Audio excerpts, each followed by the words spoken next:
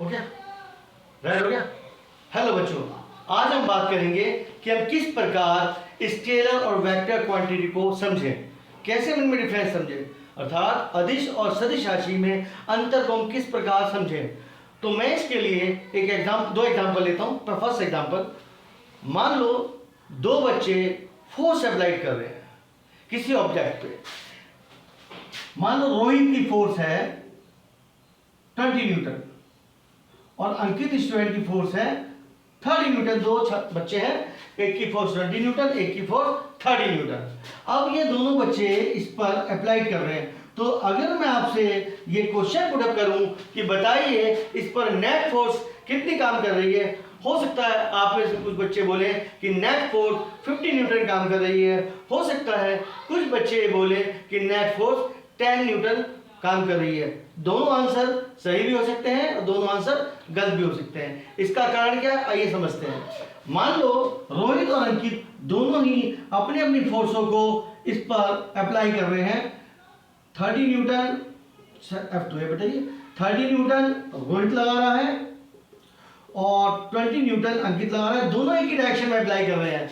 तो नेट जो इस पे फोर्स लगेगी वो लगेगी 50 न्यूटन। दैट्स दोनों जुड़ जाएगी क्योंकि बोथ एक ही डायरेक्शन में। आप खुद सोचिए, दो बच्चे अगर फोर्स लगा किसी चीज को पुश करते हैं एक ही डायरेक्शन में तो ज्यादा तेज जाएगी वो ऑब्जेक्ट। तो अगर मैं उल्टा कर दूं कि मान लो अंकित तो इधर ही लगा रहा है बट रोहित की डायरेक्शन उल्टी हो गई है।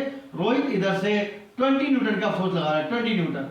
तो नेट फोर्स कितनी हो जाएगी, अगर दोनों बच्चे अपोजिट डायरेक्शन लाएंगे तो वेलोसिटी घट जाएगी, यानी नेट फोर्स घट जाएगी। इसका मतलब नेट फोर्स जो लगेगी वो 30 माइनस 20 लगेगी।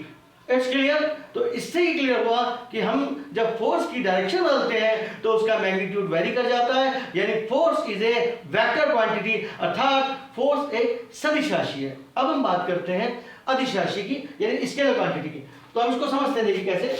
हमें नहीं पता कि मास अदिश है या सदिश है। इसके लिए हम एक छोटा सा एग्जांपल लेते हैं। मान लो थोड़ी देर के लिए रोहित और अंकित दोनों चीनी चोर हैं, उनको चीनी चुराने की बीमारी है। सपोज करो उनके पड़ोसन, कोई पड़ोसन है उसकी, हमें नहीं पता कौन पड़ोसन है, बट उनकी एक पड़ोसन है जिसने अपने बॉक्स में 20 किलोग्राम चीनी भर रखी है और उनके बॉक्स में 2 ढक्कन है।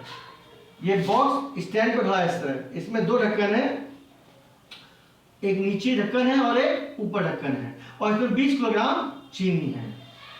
अब रात को रोहित और अंकित दोनों अपनी पड़ोसन के यहाँ पूछ जाते हैं और उसमें से रोहित इसमें से 4 किलो चीनी निकाल लेता है बाहर ऊपर से, और अंकित इसमें से 3 किलो चीनी निकाल लेता है। तो कुल मिला के दोनों ने 7 किलोग्राम चीनी निकाल ली है। तो बताएंगे आप इसमें कितने किलोग्राम चीनी रह जाएगी। इसमें केवल और केवल 13 किलोग्राम चीनी रह गई है। दोनों एक ही डायरेक्शन से निकाला है मास, यानी चीनी। अब क्योंकि पड़ोसन को पता है कि दोनों चोर है, लेकिन पड़ोसन फिर भी उन्हें कुछ नहीं कहती है, तो शायद उन्हें मजबूर समझती है, गरीब मजबूर है, तो वो फिर से इसको चीनी को फिलअप कर देती है, 20 किलोग्राम चीनी भर देती है पूरी तरह से। फिर रोहित और अंकित रात को फिर पूछ जाते हैं अपने पड़ोसन के घर में, और इस बार रोहित ऊपर से 4 किलोग्राम चीनी निकालता है और अंकित नीचे से 3 किलोग्राम चीनी निकालता है। दोनों की डायरेक्शन बदल जाती है। जो मास वो चोरी कर रहे हैं चीनी के रूप में, उनकी डायरेक्शन बदल दी है, एक ऊपर से निकाल रहा है, एक नीचे। अब मेरा क्वेश्चन ये है, अब आपका जवाब क्या होगा, इसमें कितनी किलोग्राम चीनी रह जाएगी। अब इसमें 13 किलोग्राम चीनी रह जाएगी।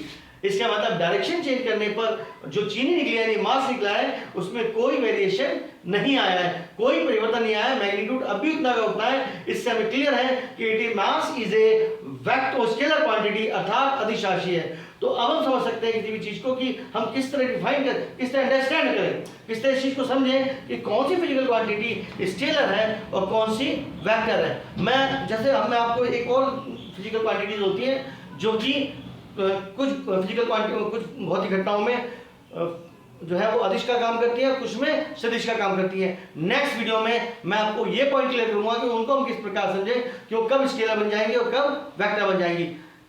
It's clear. Thank you very much.